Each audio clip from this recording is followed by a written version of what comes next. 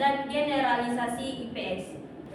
Baiklah, izinkan kami memperkenalkan diri terlebih dahulu. Kami dari kelompok 4. Saya sendiri Hana Bulniani, dan sebelah kiri saya Lilin Angelika. Saya Nabila. dan sebelah kanan saya. Najwa Rizky Ananta. Saya Rizka Rabido Utama. Baiklah, materi pertama akan dibacakan oleh Ririn. Adalah kejadian atau suatu hal yang sifatnya berdiri sendiri yang berkaitan dengan manusia, misalnya banjir, tradisi budaya, dan orang yang berpromosikan kemerdekaan. Di sekitar kita ada jutaan fakta. Fakta-fakta tersebut perlu diketahui dan dipahami sebagai bahan untuk melakukan analisis. Untuk itu, perlu disadari oleh guru bahwa pembahasan tentang fakta tersebut harus diseleksi sehingga betul-betul relevan dengan kemampuan yang akan dikembangkan. Terlalu banyak fakta akan menyita waktu belajar. Menurut Sayyidah Hajo, tahun 2007, halaman 27. Baiklah, materi selanjutnya akan disampaikan oleh Saudara Harna. Konsep dalam IPS. Konsep adalah suatu ide yang menggambarkan hubungan antara dua atau lebih. Fakta seperti konsep kebutuhan manusia yang berkaitan dengan berbagai hal, misalnya pakaian, makanan, keselamatan, pendidikan, cinta, dan harga diri. Konsep juga dapat diartikan simbol atau ide yang diciptakan oleh siswa untuk memahami pengalaman yang terjadi berulang kali. Konsep ilmu pengetahuan sosial mengandung pengertian. Pertama, ilmu pengetahuan sosial merupakan disiplin ilmu dari disiplin ilmu-ilmu sosial. Yang kedua, disiplin ilmu itu diajarkan untuk memenuhi kebutuhan pendidikan dan pembelajaran di sekolah dan pendidikan tinggi. Ketiga, meskipun disiplin ilmu dari dasar-dasar ilmu sosial berdiri sendiri, namun dapat ditarik benang merah pada aspek-aspek nilai yang dikembangkan tiap-tiap ilmu dengan disiplin ilmu lainnya pada kajian-kajian tertentu dan yang relevan. Baiklah, materi selanjutnya akan disampaikan oleh Nabila. Komponen disiplin di ilmu sosial terdapat banyak sekali konsep-konsep.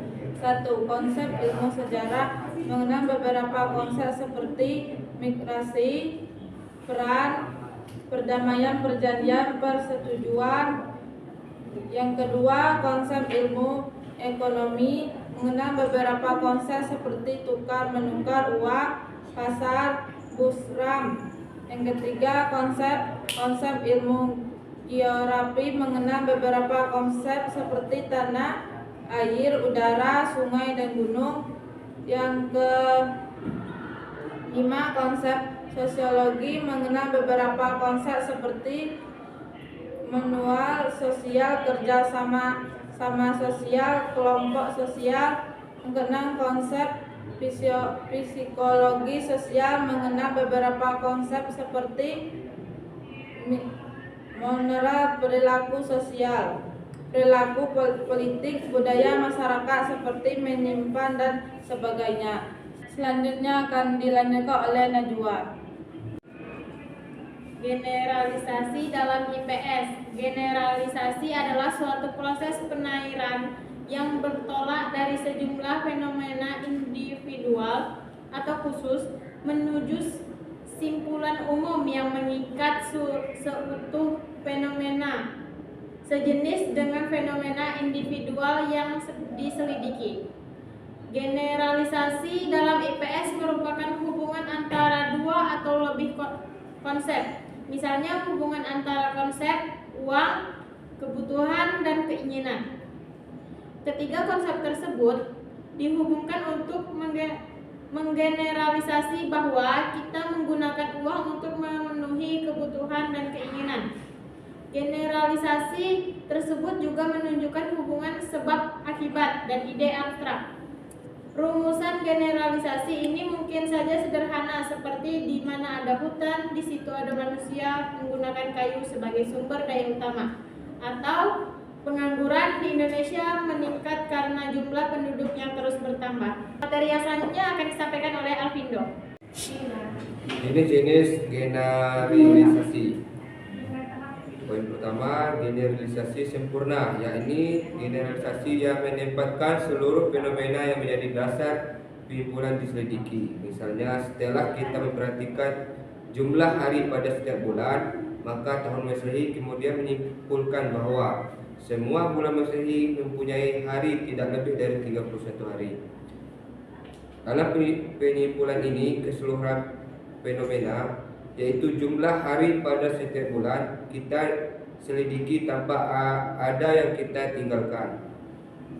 Semacam ini memberikan kesimpulan yang kuat dan tidak dapat diserang, tetapi tidak praktis dan tidak ekonomis. Poin kedua, generalisasi tidak sempurna, yaitu generalisasi berdasarkan sebagian fenomena yang dilakukan untuk mendapatkan kesimpulan yang berlaku bagi fenomena sejenis yang belum diselidiki. Misalnya, setelah kita menyelidiki sebagian bangsa Indonesia, kita menemukan bahwa mereka adalah manusia suka bergotong royong. Atas dasar temuan ini, kita menyimpulkan bahwa bangsa Indonesia adalah bangsa yang suka bergotong royong. Penyimpulan ini termasuk ke dalam jenis generalisasi tidak sempurna. Demikian gambaran singkat kata, konsep, dan generalisasi yang saling bertalian dan tidak dapat dipisahkan. Sekian hasil dari diskusi kami. Lebih dan kurangnya kami mohon maaf. Wallahu muwaffiq ila aqwamit thoriq. Wassalamualaikum warahmatullahi wabarakatuh.